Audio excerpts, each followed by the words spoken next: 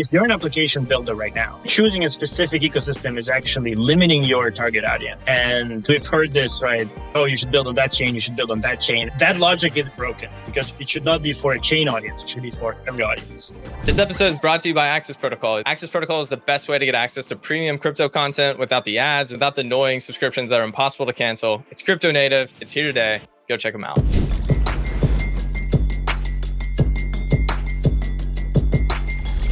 What's up, everybody? Welcome to another episode of Lightspeed. Today, we're joined by Illia Polosukhin. Welcome to the show. Thanks for inviting me. Yeah, pumped to have you on. Illia is the co-founder of Near. And what's funny is when I joined Blockworks here about 2 years ago, my research paper that I had to do to get the job was actually on you and Near. So we're coming full circle at this point. Near's been an absolute powerhouse. I knew from the beginning, and also just getting ready for this podcast, you truly are one of the most creative, interesting people in this space. And so is Near. And Near has quite the history going all the way back to 2017. So I want to get into all the features that you're working on today, but I think to set kind of the context for everyone, can we start with Near AI and what happened in 2017? Yeah, for sure. Yeah, so my background is in machine learning and AI. I was working for about 10 years before I switched and dive into blockchain space.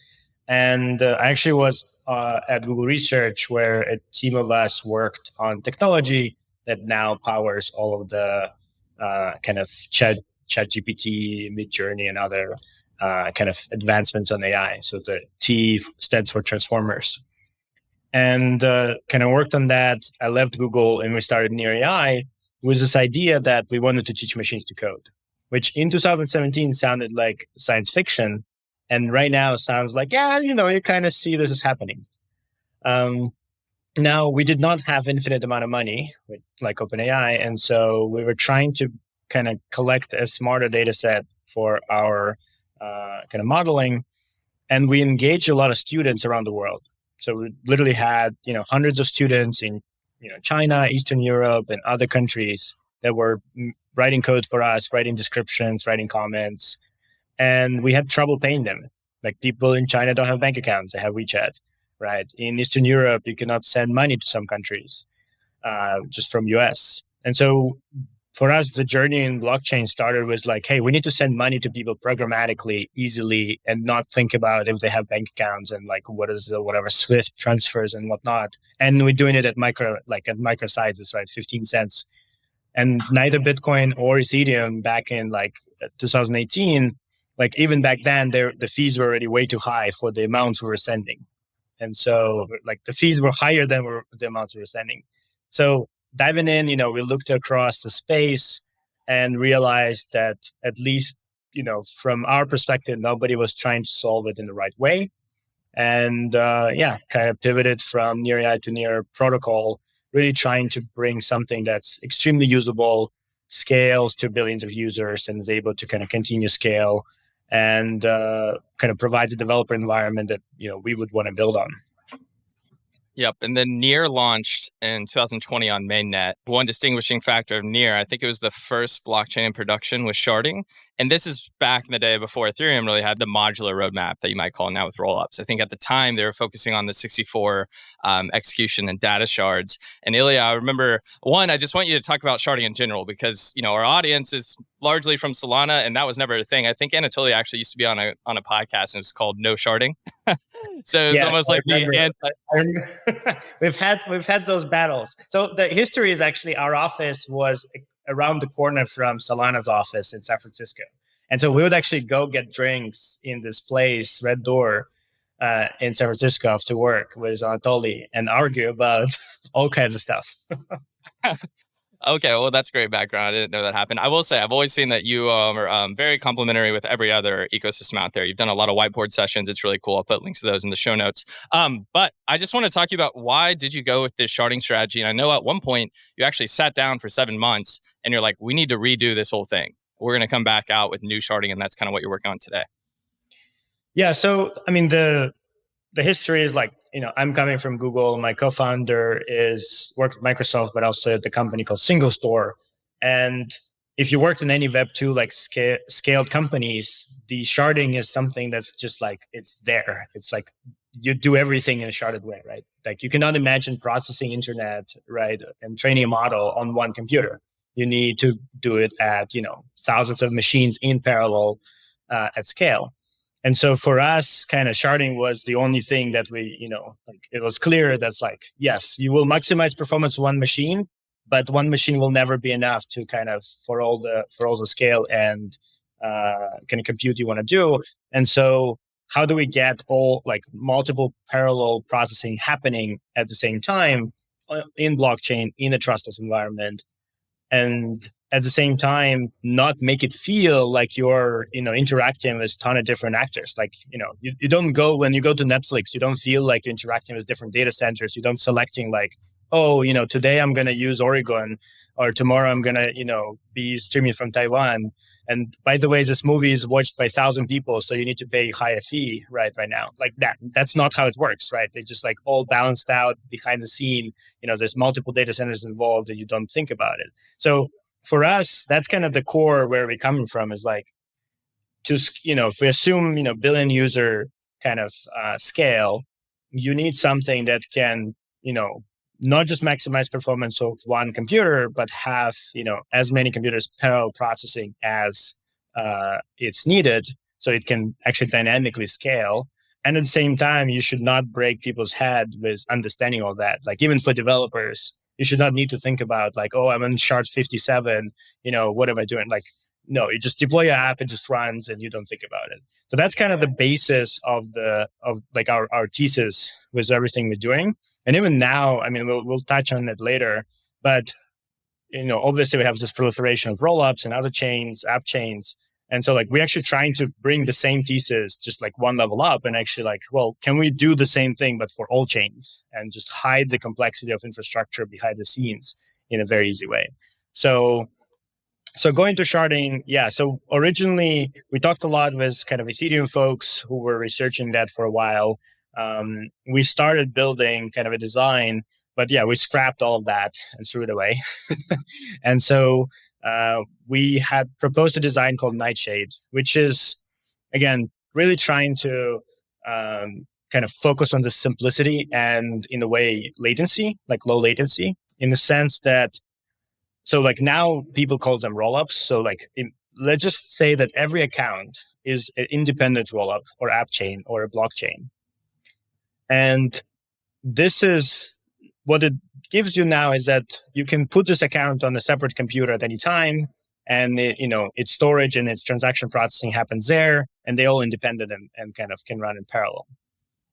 Now, obviously, if you have a million accounts, this is very inefficient. You don't want to have a million machines processing it. So you bundle them into kind of bundles that one machine can process, right? So let's say on this machine you have 1 million accounts, on this machine you have 1 million accounts, and then on another machine you have one account because it's actually big, it's a very popular application, it's been used by 1 million people, right? So you kind of have this mapping of the account space to machines, and that's your actual like physical shards. Now, as a user, you don't see any of that. As a user, you use one blockchain. And so we kind of package every second, we package all that into one block, which contains all this kind of actual shards. And so from a user perspective, it looks like one single blockchain that just produces a block every second. And, the block size in a way can be varying, can have multiple, as many machines as needed. So that's kind of overall design. Now, there's a lot of complexity there because security, how to ensure that if shard is compromised, all this stuff. And actually, the original design we put out in 2019, we were there was few things that like came up in research since then, and so we actually are releasing, and it's on incentivized testnet as of yesterday, a new design and kind of a part of new sharding next phase. With stateless validation, where what it allows to do is the block producers kind of that produce each independent shard, they need to store the whole state, and they store it in memory now. And this is actually very important for folks in Solana ecosystem, is because Solana, like, you need to have the full state on every server, right? So, and the state continues growing, right? And it's reasonably large. You cannot you can probably require to have like lots and lots of RAM, but it continuously expanding. Because we have sharding, we can limit the amount of size of state on each independent shard, and we just add more machines with kind of when it grows. So we can keep the whole state in memory, which obviously is way more performant. The biggest bottleneck right now is state updates on the hard drives. And so now those block producers produce kind of the state transition, and they keep the state in the block. So so-called stateless validation then is done by all the other validators. So now we can have, thousands and tens of thousands of validators who receive the block and don't need to have the state available at all to them. They just need to validate this block in independent. And so that's kind of the new design we just, again, launching in the incentivized testnet, and it's going to be coming to mainnet in May. And so that's kind of completes a lot of the sharding kind of roadmap that we put out back in 2019 with all the different pieces in architecture. But as you said, like, we launched with sharding, with cross-shard transactions, with all of this packaged up and hidden from the user. And so the benefit was of this design from the start is that we can continue growing number of shards, changing shard layouts, add whatever performance improvements in each independent shard can for example even run different VM, and all of that is kind of independent, like for users and developers, massive changes, right? So we've had over 48 protocol changes, right, kind of happening without any interruptions for users just by validators upgrading software. So that's probably in a nutshell. And there's a lot more interesting stuff. So for people who are interested in kind of running and participating in testnet, that's probably one thing to kind of dig in there. So that gives me a lot of next questions, and I think there's about 6 I have in mind, but I'll start with the most basic one. So just for the listeners who are not technical, maybe another way to think about sharding is assume you have some set of books from A to Z, like a library, and you store it all on one machine. With sharding, you basically pick a scheme, and then maybe you store all the ones from A to N on one machine, and then P to Z after on other machine. So, which brings me to the question: how do you guys decide what the scheme is? Like, what does that actually look like in terms of the sharding scheme? Yeah, so the way it works right now, and the way we're going to continue working on. So the way it works right now is we have 4 shards right now. We're going to be actually resharding to 5 shards, and it's a governance decision. So kind of between core team and validators, there's a decision to shard the network in this specific scheme. So you just define the breakpoints, as you said, up to N goes to one shard, and O to Z is going to another shard, right? So you decide the breakpoints. Now, in the future, what we want is, based on load, it actually determines its breakpoints, and it kind of changes dynamically from epoch to epoch based on kind of the overall load of the system. So this is what we call dynamic resharding. So this is kind of the next stage of this whole development. But so far, just because each shard is actually capacity of what any other blockchain, performant blockchain would have, we even with 4 shards, it's been pretty performant. We have over 15 million daily actives, pretty much. 15 million monthly actives, over 1.5, 1.8 daily actives. But yeah, kind of that's a core idea. Mm-hmm. So one thing I also want to inquire about, let's say, with Web 2 sharding, it makes a lot of sense because, first of all, you do have that scale. Like, Web 2 is used by millions of apps and serves a lot of volume, and the trust assumptions aren't necessarily the same, right? You don't necessarily care too much about verification, if I'm being honest. Whereas in Web 3, right, first of all, we're not exactly sure if we need that much scale currently. I mean, currently we don't. There's not to say we'll never will. But then there's also additional assumptions that you introduce in complexity. And I want to ask you what you think about the common criticisms. And I'm also curious why you think nobody really approached it, because it's such an obvious idea in Web 2, right? But why you think, based on your research, why nobody had done this in practice until you guys?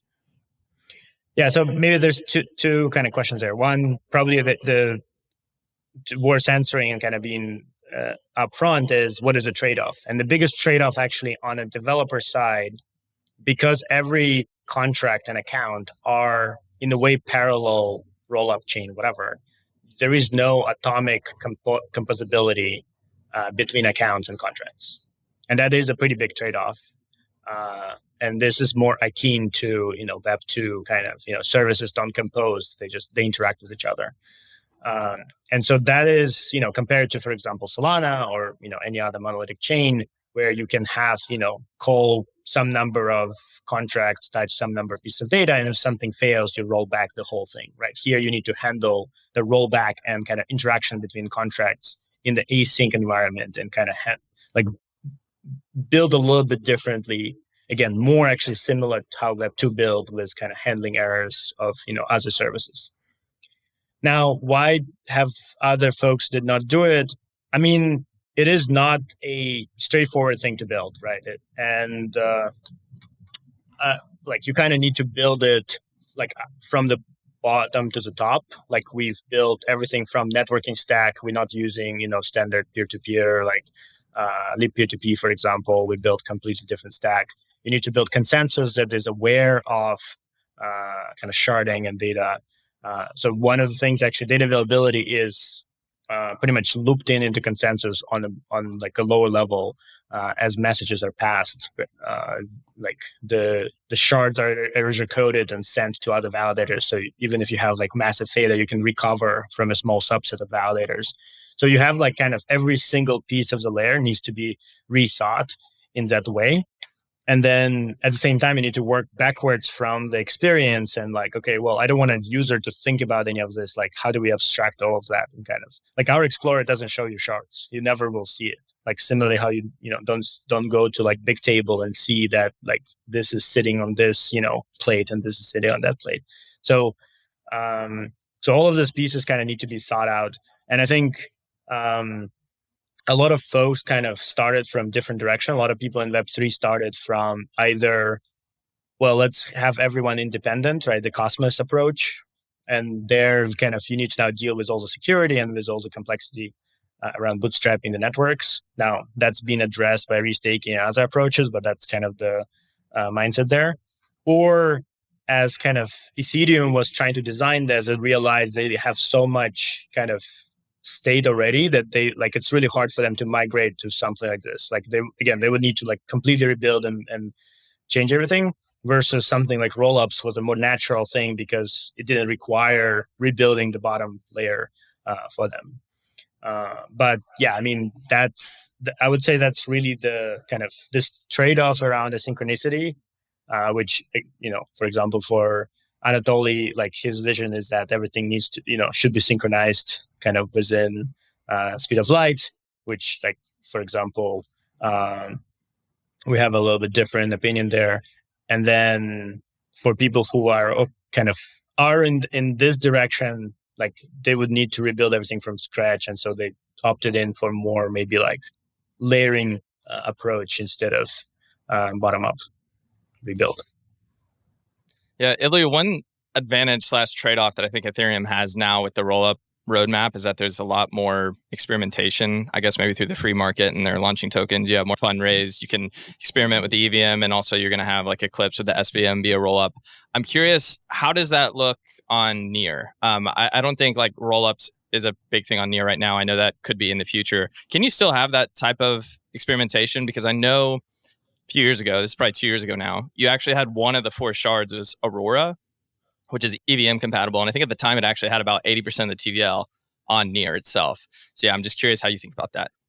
Yeah, so the benefit of this model is that you can actually launch other blockchains as just a smart contract. So Aurora was just the EVM implementation as a smart contract running on Near.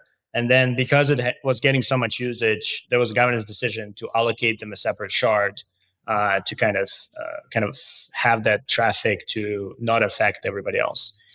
And yeah, I mean, you can launch actually SVM. Just take that Rust code, compile it, and launch it as a smart contract on Near. Obviously, it will not be as performant because it's not running natively, but you will get ability to run all the contracts inside it. You can launch Bitcoin and spoon the state and have a super ultrasound Bitcoin running on Near. So the benefit here is just really like in a way, this is a roll-up architecture, just like we kind of pun intended, rolled it up in such that you don't need to think about the underlying details. But indeed there's like less of this speculative action on which VM will work. I mean, Mert had this tweet, right, was like how many different stacks of different options at different stack, right? That you have like so many options, launch so many rollups. Obviously we'll not need, like, my opinion, I mean, there will be a bunch of rollups and there will be reasons to build like app specific rollups as well as specific sub environments, but we'll not need tens of thousands of general purpose rollups that are like not differentiated and not backed by a specific team or specific approach, right? So this is where, like, as a developer, think of Near as more like a cloud, like you go to a cloud, you just launch your app, it scales to whatever needs you have, versus rollup is like you're spinning up your home server. You chose the motherboard, you chose the CPU, like you're feeling really cool. And then, you're like, your internet goes down and the server goes down, right? So you need to like later we'll figure out how you're going to like put it and replicate it and do all this work anyway. And Solana in this analogy is like a big mainframe that everybody can connect to. And it's like very performant supercomputer. So quick break to tell you about Access Protocol, the easiest and best way to stay up to date on what's happening in crypto by following your favorite publishers. And you can do all of it without a subscription, without having to worry about ads. And we all know subscriptions. How many do you have? 10, 20? Can you cancel it? It's all a mess. Well, Access Protocol solves this, and they do it in a crypto native way. They have over 60 publishers that include CoinGecko, The Block, Crypto Slate, and a whole long list of independent creators. So how it works is you find your favorite publishers and you stake the ACS token. That's the Access token. And once you stake, you have access to all that creator's content without the hassle of ads or subscriptions that you can't cancel and you don't know how many you have. Access Protocol already has over 225,000 users that are finding new creators, that are reading content, and even receiving NFTs from these creators. Because one of the cool things with Access Protocol is that these publishers, they can know who their subscribers are. They can make it where, okay, maybe we'll do an in-person event, or maybe we'll do an NFT drop, and we'll do it only to our most loyal stakers, aka readers. In early 2024, they're even releasing V2. It's crypto native, it's on Solana, and it's an awesome product. Put a link in the show notes to the hub. It's the easiest way to get started, so go check them out today. Quick break to tell you about an upcoming event I promise you don't want to miss. It's Blockworks' biggest and best institutional conference called DAS London. It's a 2-day event happening in London this March, where we're going to have over 700 institutions, 130 speakers, and a couple thousand of us all under one roof. Crypto is in a position for the first time to actually onboard these institutions, and they're showing up. We have companies from BlackRock to Visa launching real products in the space. We have the real world asset narrative taking off. We have things like payments that have been exponentially growing. And then we have things like DePIN happening in the Solana ecosystem. There's a ton of capital right now in this institutional space. It's going to be coming on chain. It's going to completely change the industry. Whether you are an institution or you're a retail user or you just want to learn more about what's going on in the space, this conference is for you. You're going to be able to meet some of the best and smartest people in the space. The speaker lineup is absolutely incredible, and you'll get to hang out with me. But the best part is you actually get 10% off your ticket if you use Lightspeed 10 when checking out. I put a link in the show notes. I recommend buying this today because, one, you'll forget about it. Two, these ticket prices go up every single month. So anyways, I hope to see you there. Now let's get back to the show. On the topic of rollups, I want to quickly touch on data availability. I had tweeted, I don't remember the exact tweet, but something about Ethereum and Celestia actually competing on data availability, which really made everybody angry. But which you very much like. And I think a few folks from Near actually tweeted or replied and said, well, actually, Near DA is better than Celestia. And I said, why? And so I'm here to ask you, how should we think about Near DA and why, like, in the context of a rollup developer, why they would go with Near over Celestia or Ethereum? Yeah, that's a good question. So as I mentioned, like Near itself, in a way, like, I mean, we have a rollup architecture just like rolled up under the hood. And so because of this, we have data availability on the consensus layer. It was always there. It's like in the paper from the start, and it's designed to make sure that the Near's data is, fully available and replicated and kind of restorable at like large outages. And when we saw kind of this, demand and, I would say, like, with ZK proofs, it's pretty clear that like rollups make sense because they provide such a like massive cost reduction if you want to launch like a specific application for a specific use case, or you do have like an environment, like customized environment for whatever reason. but you still need data to be published somewhere to ensure that everybody else can replicate it and everybody else can kind of run indexers and do all the work on top of it, as well as validate for message passing. And so kind of we have data availability, so we just offered it. And when we benched it, we were like 30 times cheaper than Celestia, 85,000 times cheaper than Ethereum. And at the same time, because it's sharded, we already have 16 megabytes per second of data availability right now. And this is with 4 shards. And as we add more shards, we have even more data availability available for folks to use. So the idea there is we have the stack that's pretty much people want, because it's scalable data availability at low cost, that's available, that's 1 second, for confirmation time. And it's been live for 3 years, right? There's no downtime. So you kind of have and we have bridge already with ZK proofs as well to Ethereum to prove kind of all of the required things on Ethereum when you're using it in optimistic or ZK proofs. So you have whole stack pretty much ready to go. We have one rollup on mainnet. A bunch are getting ready to launch. We integrated with rollup as a service with all the Arbitrum, CDK, Starkware stacks. So kind of all of the things already there. So yeah, I'm just inviting everybody to build on top of that. not that your audience is that, but hey, we have a diverse audience. Okay, I read a little bit about the DA product that Near offers. I'm not 100% clear on it. Let's say Celestia, for example, has DAS, data availability sampling, which is live clients can use erasure coding and testing to make sure that it's probability to ensure that the data is actually there. Is that something that Near does? Or from what I understood it's that because you have all these individual shards, that if you're a L2 or a rollup, you can just follow that one shard. And so that is the form of sampling. Is that correct? Yeah. They call it data availability sharding. Yeah, so the idea is because in a way we're doing all the same parts under the hood in the consensus on the shard level. And so yeah, you can kind of follow the shard where data is published. You can potentially subfilter from there as well. And at the same time, you do have the kind of zero knowledge proof of that posting as well that you can use on Ethereum or on other places. Okay. So DA is only one of the products that Near is offering. We already talked about the L1, but there's a few others. Do you see DA as a commodity product that is almost say, here's a great product to use. Maybe those fees get pushed down to 0, but then you use these other services that Near has, for example, to maybe keep customers there or keep rollups there? To extent, yeah. The way I see this is, and so maybe kind of switching gears a little bit. So I mentioned in the beginning, the overall vision is we want to make it easy for people to use, the Web3 have self-sovereignty. And, the blockchain is an important part of that. Rollups now offer kind of, additional benefits and for specific use cases. Obviously, we have Solana, we have, Cosmos chains, we still have EVM, Ethereum, we have Bitcoin. And so one of the things that we started working about a year ago is, well, if you step back and you kind of start thinking from base principles, the missing piece is really the experience. I as a user experience is fragmented. I have 50 different windows with different wallets with different accounts. There's no notifications. There's no way to keep track of what's going on. It's all kind of not a really coherent experience, right? And every app, every what we call app are not actually apps. They're not apps. They're just front ends for smart contracts. The apps are Facebook is an app, right? It has all kinds of stuff. It onboards you. It makes sure your journey is figured out. It has it re-engages you. It brings you the whatever the things you need, right?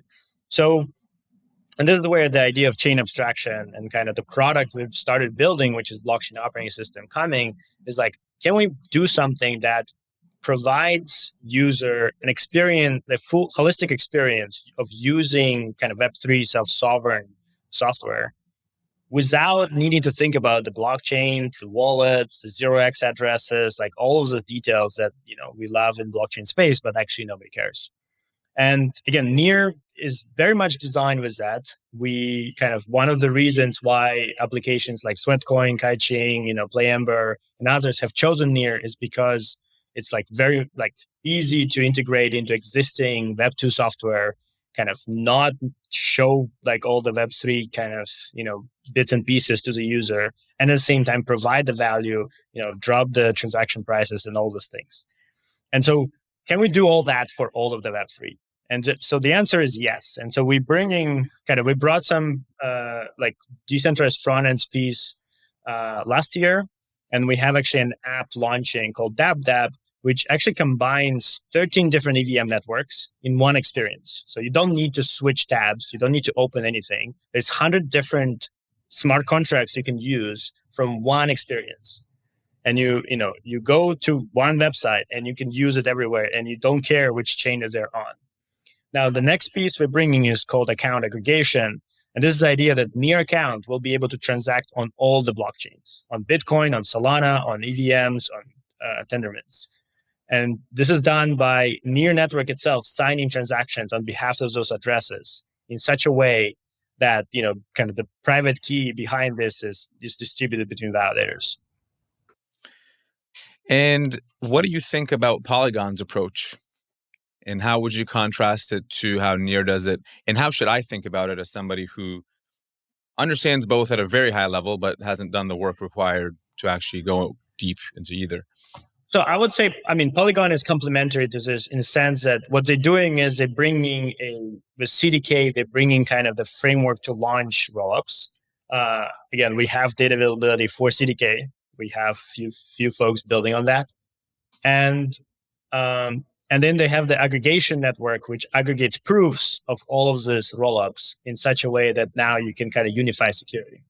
Now, we're actually working with them to build a prover for Near blockchain as well. So we will actually have Near blockchain proved as well with ZK proof. You can do the same with, Bitcoin. You can do the same with, Ethereum will be proven as well, and potentially with Solana. And now the cool thing is what this does is unifying security. So before we were like, there's arguments on Twitter like, oh, your chain doesn't have enough, security, the stake is too low, whatever. Maybe validators, too centralized, too decentralized, like not decentralized enough. Like all of that is starting to go away because now like, hey, here's a proof. I published it on Ethereum. Here's Solana proof. I published it on Ethereum, right? Now, even if like all the validators in Solana decide to do something else, like you cannot roll back beyond that point. Here's Ethereum proof and you publish it on Near. Here's Near proof and you publish it on Bitcoin, right? So now, like we actually started to cross-link the security. And so you're going from a security of a single, blockchain or roll-up, a single server, to kind of unified security of the whole Web3 space. And so Polygon is building that stack to kind of aggregate security across different roll-ups and potentially other chains. Now, it's still not solving the experience level, right? You still need the way to kind of abstract all of this complexity out and hide the blockchains and really provide just like end user experience of like, hey, I want to send you some funds. I'll just send you a link. You click on it, whatever kind of address, wherever you have it, it will receive there, or, you'll have a mapped address on the chain. This token, like one of my pet peeves is like bridges are kind of broken. And this is like pretty known, like everybody knows that.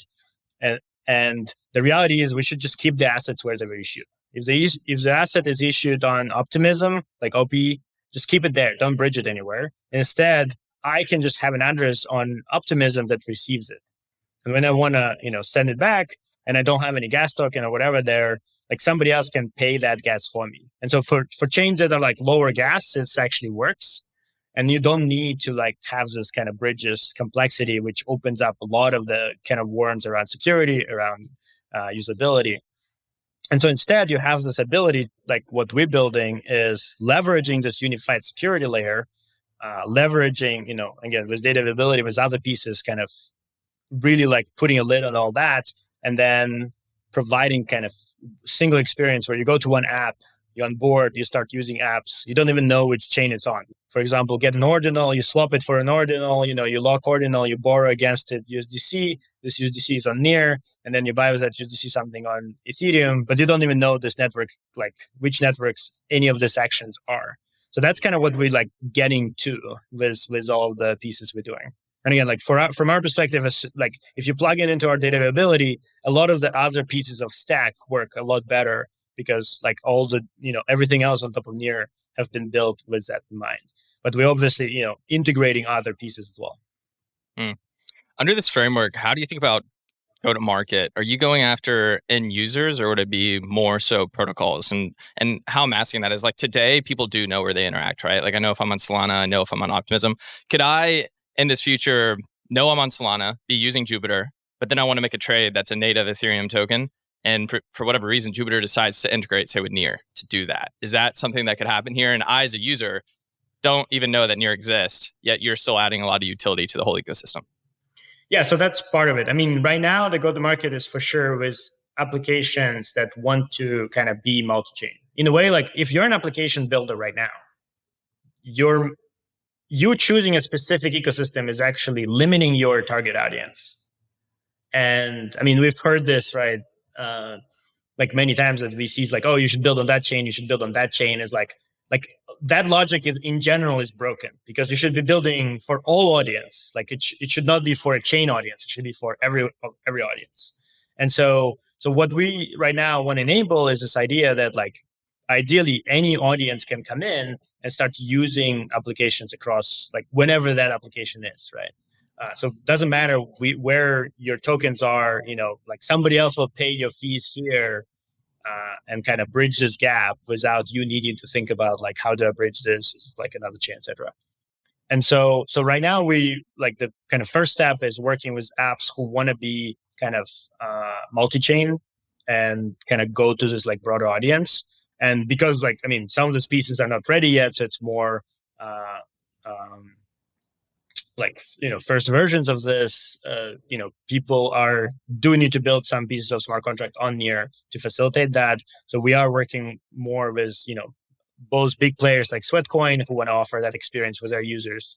Again, millions of monthly actives, and folks who are building some experiences for Bitcoin and for maybe like Ethereum, EVMs ecosystems. I would say like next step after that will be like enabling that for broader like other applications who just want to like expand their audience and user base, from just their chain to everyone. So that will be a step after. One thing I think about when you describe this vision is, in this world of chain abstraction, you have a lot of dependencies, right? As a software engineer, these dependencies always change, or let's say frequently change over time. You have to manage them somehow. And in the context of crypto, those dependency changes might be quite critical. How do you balance that with, because you need to do that, but then you also need to focus on the experience part, like you said. How do you balance those two things together? Because that sounds very hard to me. And by dependencies, you mean like smart contracts on different chains, or? Yeah, but then also like there's all sorts of different dynamics that get introduced when you start weaving these things together, right? I like it's probably even hard because now the system, let's say if it was linear before, like just one blockchain is kind of linear, not necessarily, but now you're kind of mixing and matching them in different kinds of ways. Now you're introducing dynamics that you probably can't even think about or reason about as a human. How do you think about that? Yeah, so part of this is this idea of intents. So this is where kind of instead of like you prescribing that like, you need to execute, put this much into this account and execute this and that and like a specific step, instead you're saying like, I want to receive an NFT in this address and I'm willing to pay this much, let's say Near. Like I want to receive a Mad Lad in this Solana address and I'm paying Near. And then somebody can go and like execute that and figure out how to like pay for this and do that and receive this reward, right? So this is kind of like decoupling a little bit from like every front end needing to exactly like outline sequence of actions across all chains to really more like, here is the intent that you want. At the same time, part of the reason why we built this, we call it Near.js framework, decentralized front ends framework, is to enable some of this and kind of simplify some of this composability of front-end components themselves. So the front-end components, you can build them, you check them in on chain, and now everybody else can use them and they can lock the version. So you have like interesting ways to kind of simulate, NPM locking. You can have lock a specific component that knows how to do a specific thing on specific chain. And so you can construct kind of experiences out of pieces from different chains into something that's like more like you don't need to like figure out details of every single Lego block. You just kind of build your Falcon out of it. This vision, if if it comes true, this is exactly what crypto needs, is this chain abstraction. It does seem, and you know this as well, all ecosystems are kind of converging on a lot of the same ideas, even when it comes to like stateless validation and so forth. It's just kind of who's going to get there first, who can build the network effect and that brand. I'm curious, Near, when you came on Empire a long time ago and I was working on the show, I think I labeled the title was like Near the dark horse of the L1 wars or something, and Suzu back in the day invested in Near, he put it on his profile. Like you guys were blowing up at the time. That's before Suzu, RIP. And you raised an $800 million ecosystem fund. Like there was a ton of momentum, and you guys still have it. I think from an actual account usage or like user numbers per month, you're leading in the blockchain space right now. But from a narrative perspective, I just don't see much about Near until say the last 3 or 4 months. I'm starting to see Near pick up with your fast finality, with the DA layer. What kind of happened between 2022 and today? Because I would say everyone in this ecosystem agrees that you and your team are some of the smartest, most innovative in the ecosystem. But from a narrative perspective, it's kind of not been there. Why do you think that is? Yeah, I mean, we took a route of, we always focused on mass adoption and bringing users. Like our kind of outstanding goal is how do we get to 1 billion, daily active users in Web3? Because like that's really like we're changing, the fabric of society at that point. And so we focused a lot, especially in 23, on doing that, on like working with projects which are, for the most part, are maybe not as Web3 as like normally you would think, right? Like Cosmos, for example, that are bringing this, existing or really fast growing user bases and switching from traditional rails. Like for Cosmos, for example, they were using Stripe. And so switching to Near for them was like 100x reduction in fees from Web2 to Web3, 100x reduction in fees.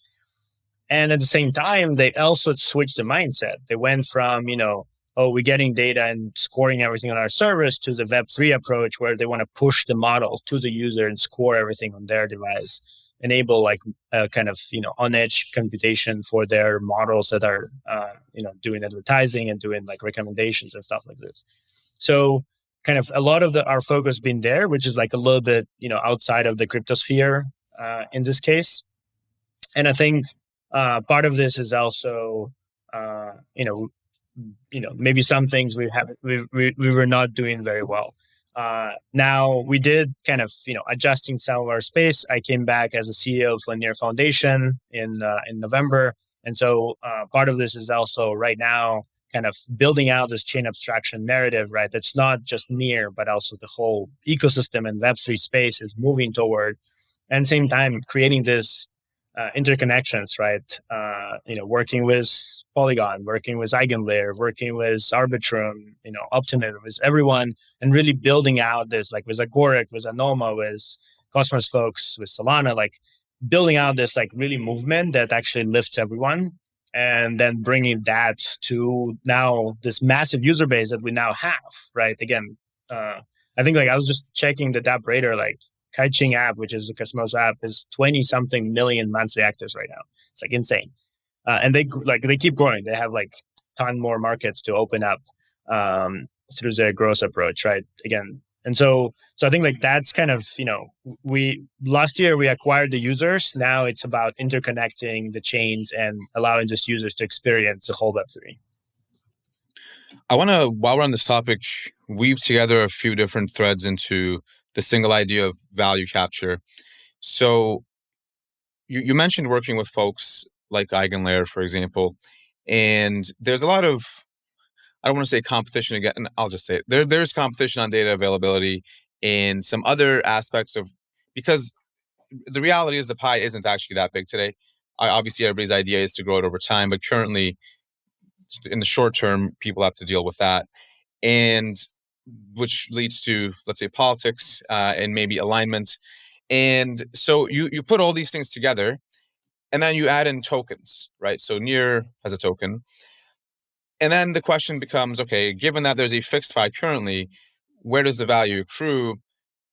How do you think about that? How should people think about Near in that entire picture?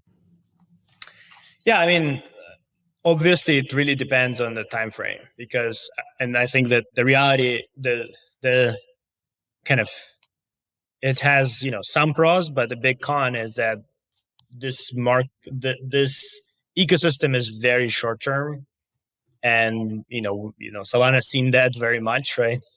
Kind of throughout 2022 and part of 23, and so people at the same time want to think long term, but also like want to see something short term happening, right? And so I think long term, again, the vision is really to be this like core. I mean, we call it operating system because it connects developers and users to all the blockchains, to all the kind of underlying hardware and ecosystems. And there's a value accrual there because it allows to facilitate this interactions and transactions that are happening through the whole ecosystem. Now that vision will take time to to build out, right? And so at the same time, yeah, you see a more short term kind of people feeling the competition and kind of arguments from there, and as you said, alignment, which is kind of like a question more around like which token is used where and how, and how it accrues value, but like again, it feels like more shorter term type thinking than like more long term. Now for me, the value has like few components. One is the kind of governance, and like Near has a portion of the rewards are being, and which is inflation, is being taken and put into a treasury, which is allocated to build public goods in the ecosystem, continue developing protocol, continue developing kind of pieces of the ecosystem. And so governance is, part of that is like how to direct that, which has value in itself. Part of it is, securing the network and kind of on the other side, providing the kind of benefits of secure network. Part of it is, obviously using for transaction fees, for storage. So it's utility. Part of it is the moneyness, right? Is ability to use it as collateral, as utility in other protocols, and kind of providing like base of exchange, right? And we see Ethereum is kind of moving in that direction, right, more, although they also have utility. And then part of it is just brand and kind of just asset on itself, right? Like Dodge, it's just an asset. And so like I think of every token as combination of this like 4 components. And the percentages of those components can move over time, and like how much each of that component, like how prevalent it is, as well as how valuable it is. So I mean, that's kind of a higher level framework. And then again, depending on the time frame, you can kind of think of like, well, over time, for example, this governance part, it becomes really valuable because it directs and defines what this ecosystem evolving. Utility, if we have 1 billion, for example, transactions per day, which is, is a lot, but at the same time, as we kind of scaling more usage and getting more, this is much going to be burned. And so this is kind of the effects you're going to see. At the same time, is like, if we have 1 billion users using this, like the brand value, the kind of the overall recognizability of this will be huge, right? So it will have kind of that component value in itself. So I think, time frames, the kind of, and how people considering each of this component is like, it's more personal, obviously, right now. But for me, that's kind of how I think about it. I don't know if this fully answers your question, but I'm also curious what do you think? I have no idea, honestly. That's why that's why I'm curious. It's really tough. Yeah. I mean, so many things are about narrative right now. And that's also where you see narrative exhaustion. Me and Mert were talking about it yesterday. It's like if there's not a new narrative every 3 weeks, people just get pissed off and then, start hitting on each other on Twitter. So I mean, it's a pretty like the problem. It's like too short term. Like people don't give time for stuff to like, I mean, it takes like a year plus to like build and get to market something, right? I mean, this mainnet took like two plus years to build. And even then, it's like, when you launch mainnet, it's not like you're done. It's like you just started. So yeah. I'm curious, Illia, you are pretty well known for your background in AI. I think you may have written a paper with Sam Altman at some point. Is that correct? Not with Sam Altman, no. But the paper I wrote is called Attention is All You Need, which is the basis of it's called like technological transformers. which is used in ChatGPT and Midjourney and all of those pieces. Okay. Well, you're very well known for it. I'll say that. I listened to like 2 podcasts on you, and they talked about AI with you for like 45 minutes. It's like that wasn't even on you. I want to know how you think blockchain and AI can actually play a role together, because there's a lot of speculation there, and it doesn't really seem like Merge is like, I quit. But I have heard, even on like Sir Techry, which I listen to and read all the time, and it's like AI actually does make the case for digital scarcity, in the sense like proving who created an object, or who's the signer behind a video, et cetera. So just with all of your experience, where do you think there could actually be an intersection between crypto and AI that's just not speculation to pump our backs? Well, it depends on the time frame, right? So the way I think about it, there's kind of few components. One is, I call it like our society operating system needs an upgrade. In general, humanity is very susceptible to manipulations, and especially through language, but also through images. This is not a new problem. The Byzantine fault tolerance coming from Byzantine generals problem, which is about like manipulation and information, like misrepresentation.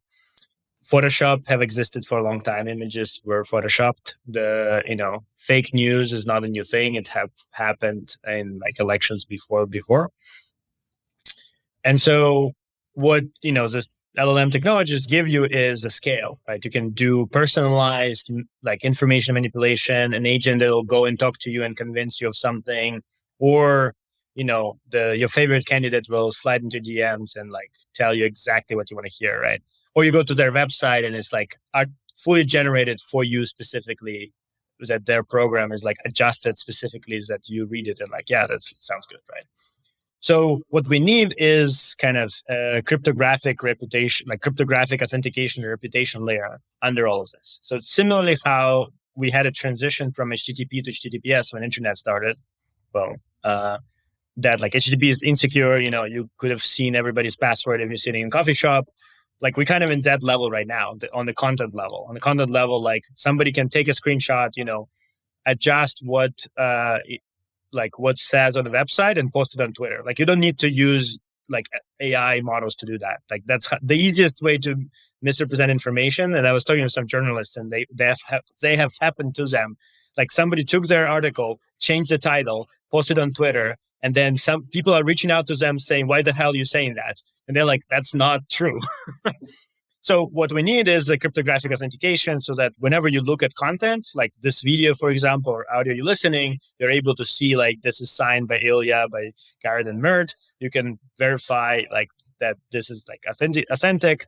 You can see maybe comments like that are like, generic, not to specific venue, but kind of associated with this content.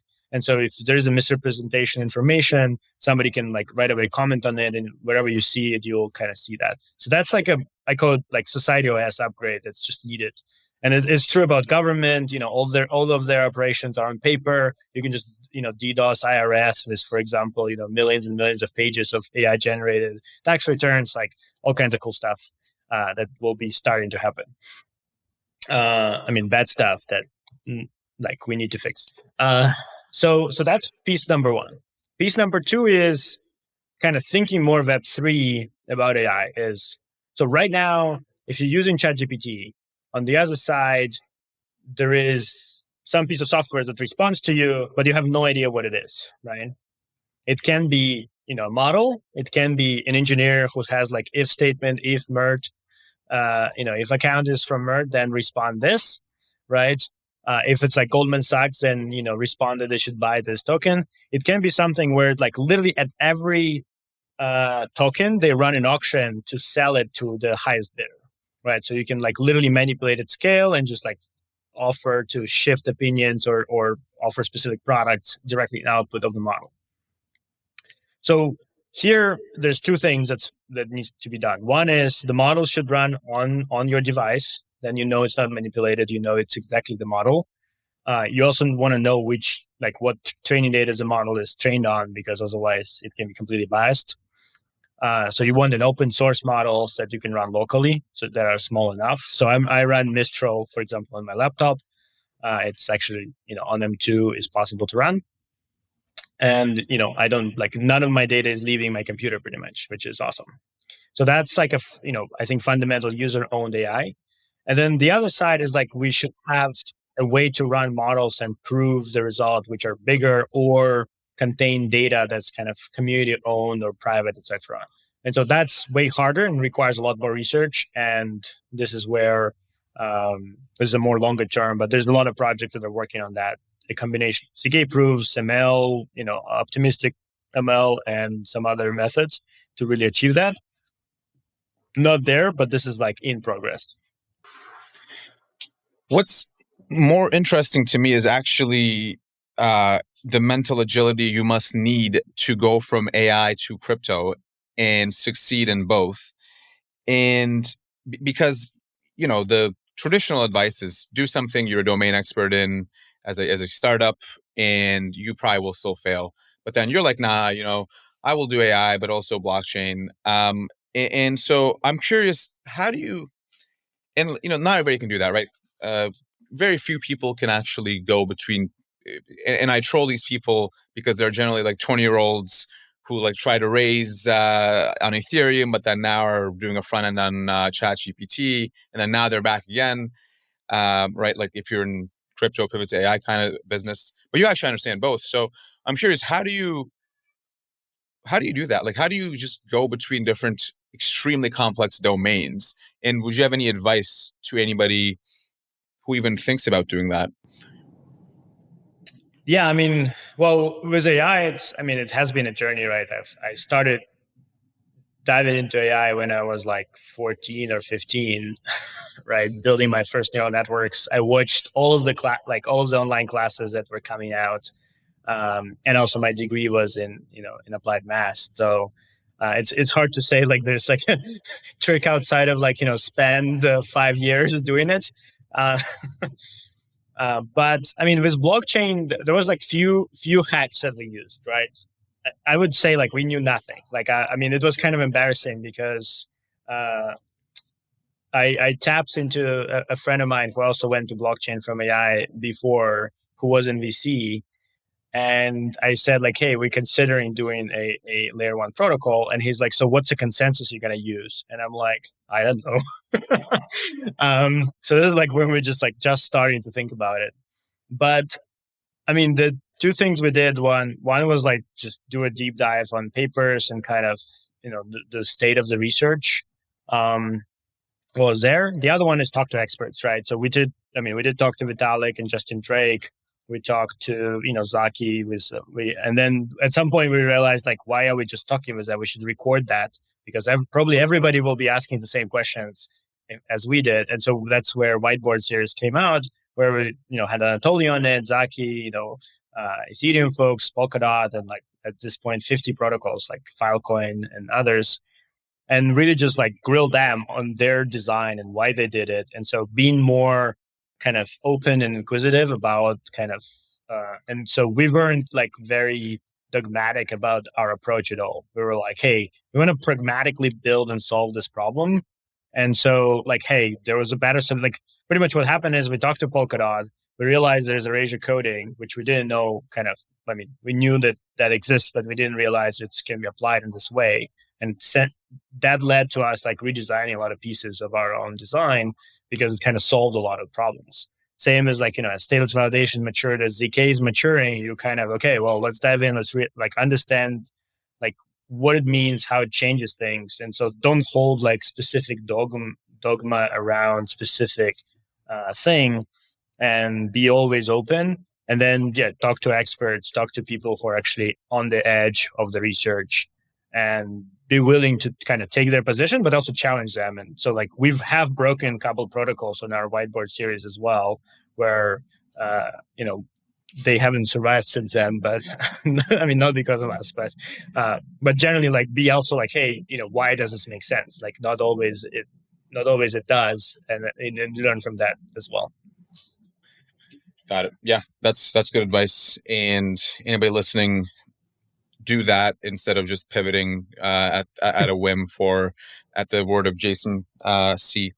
And so we're at 57 minutes now. I do have one final question, and then Garrett, you can go. the question is going to be, so you obviously have, you've been doing AI stuff since 14, 15. You've also now built a layer 1 protocol and you've talked to a lot of people. And so you have a different insight than most. And I'm curious, when you just think about crypto as an entire industry holistically and from some, distance outwards, what do you think still, what do you think are like still like the top biggest problems, the top 3 biggest problems that you think we need to talk about and improve to maximize the probability of success going forward? That's a really good question. I think the biggest problem is security. I think for the space that kind of touts security as like the main thing, and we like have this battles on Twitter or whatever who's decentralized and more secure and whatnot. Like we do very little to actually secure people's funds as a space, and like that seems like the most important thing in this whole in this whole endeavor, right? I mean, like the amount of people like their funds being stolen like every day is just insane, and so I think until we really like address that fundamentally, and like and like we're doing some pieces of this, but I think like it's kind of a fundamental space problem. Like it, it's hard for institutions to come in. It's hard for individuals to come in if they keep hearing that somebody just lost $100 million. Like it's like not a thing. You don't go to a bank that yesterday reported they lost $100 million. Like that's. And so from my perspective, that's like probably the biggest part. And I did tweet about like a bunch of security measures we should be taking, kind of across the board. And within that is like the, self-custody recovery, all those pieces are like, I associated them with security as well, as like that piece is, if you like can lose access to your account, like completely, it's also like, in a way it's not secure. Like that's not a secure solution. So I think that's kind of the biggest piece for me. I think the other part is, I mean, we do have like the space have an image problem clearly, and so like the speculation is not helping. Like it's hard to like evaluate what to do with that, because speculation is beneficial for creating momentum and getting people excited and having this initial funding for teams to like really do something. So like it's not like it's completely bad, but the flip side of this, right, is that it's also like when you lose momentum, or when you don't have this time to build out and like get to go to market, like get to product market fit, which sometimes takes 2-3 years to get right. So and we like people go and argue on Twitter about all of this, right? But like I think that is a big problem, and I hope the chain abstraction can solve some of this. So instead of like everybody needs all the time to be like at the top of their narrative, you can kind of like actually go build your product and you're like on top of everybody's narrative, and like so. But I think that like kind of solving that narrative communication speculation piece, that especially right now, like just like as a ball rolls between different ecosystems, like I feel we kind of need to resolve that. And I mean, finally, like this just general like when we do have user adoption, like how do we bring users to like appreciate something? Because like right now we have literally 2 use cases. One is an airdrop shitcoin farming thing, right? And then the other one is kind of payment settlement thing where potentially we even like it can be hidden from the users that this is happening on blockchain. And so kind of how do we expand those to become like more and more useful for a broader, like I can originate loans that I'm actually can pay for stuff without, this collateral being something else than my other crypto. So like, how do we expand use cases to be like more, like it's still going to be in the same, financial related space, loyalty and other things, but like now kind of touching more real life kind of interactions, right? So really connecting to real life interactions more and more. Well, thank you so much for coming on. This is great. I think Near, like I said, I've been following it for a long time, but I just now have kind of gotten reaccustomed with everything you're working on. It is really fascinating. I like how I've always been on kind of the barbell side of crypto, where you have something like Ethereum with the modular roadmap. Solana is kind of the opposite of that with the global state. And I think Near is also very interesting in that you guys have this sharding roadmap that not a lot of other people are doing right now. So it's very fascinating, mate. Thanks so much for coming on. For sure. Thanks for having me. Yep. We'll see you next time. All right, I've got a little ending note here. First, thank you so much for listening to the full episode. If you really liked it, hit subscribe. But secondly, make sure you sign up for DAS. This is Blockworks' biggest institutional conference happening in London in March. I've included a link in the show notes and also a discount code. You get 10% off. Make sure to use Lightspeed 10 when you sign up. All right, I'll see you there, and I'll see you next time on Lightspeed.